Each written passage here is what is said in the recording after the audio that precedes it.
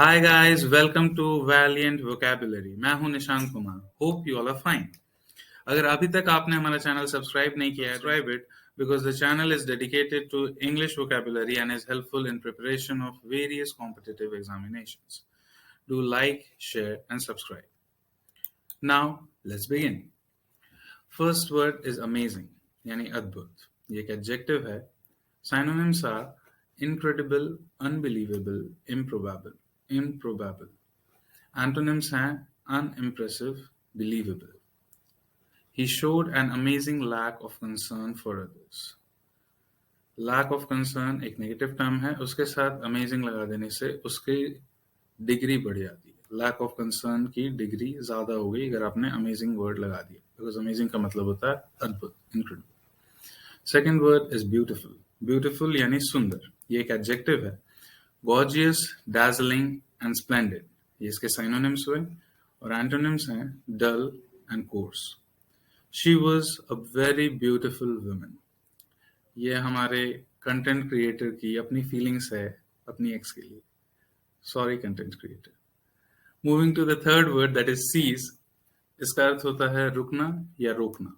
ये एक verb है. Stop, halt, end. Antonyms हैं start and continue.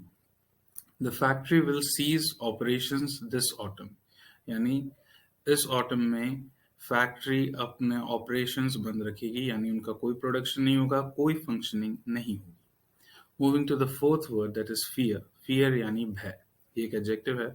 Fright, dread, timid, terror. Antonyms calmness and confidence. This disease is greatly feared.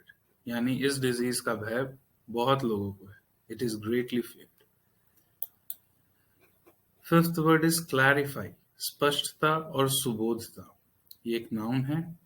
Explain and simplify. इसके synonyms हुए और antonyms हैं obscurity, vagueness. There is a lack of clarity in many legal documents. यानी many legal documents में clarity नहीं है. यानी स्पष्टता और सुबोधता नहीं. उसे पढ़ने से अच्छे से समझ नहीं आता. The sixth word is gross, यानी कुल, total.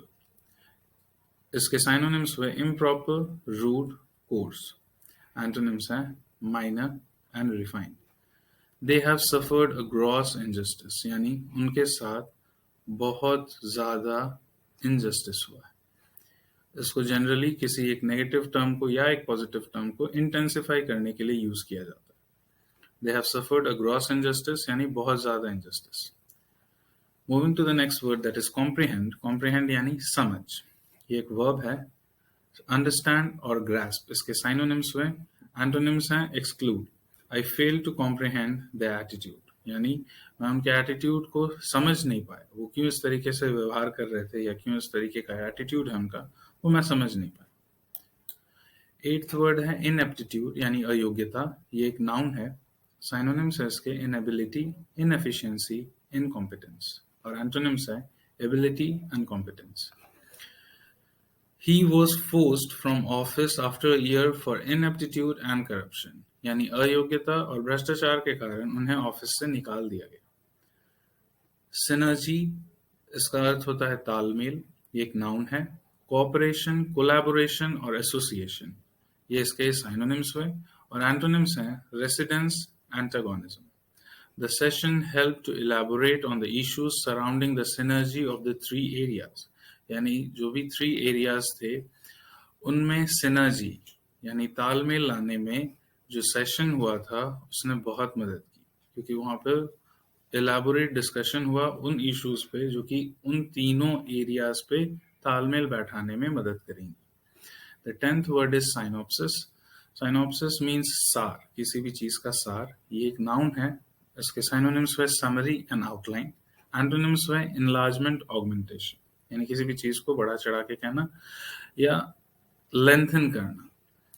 I don't need to know every little plot twist. Just give me a synopsis of the movie. यानी मुझे मूवी के हर nooks and corners नहीं जानने. मेरे को कोई इंटरेस्ट नहीं है कि मैं पूरा प्लॉट जानूं मूवी का. जस्ट एक साइनॉप्सिस दे दो so that I don't need to watch the movie, but I still will be able to answer the questions related to the movie so that I just don't stand out of the audience that I didn't watch the movie. So this was all from our side today. Thank you for watching till here. Hit the like button, share and subscribe. इस video में इतना ही. Take care. Good night.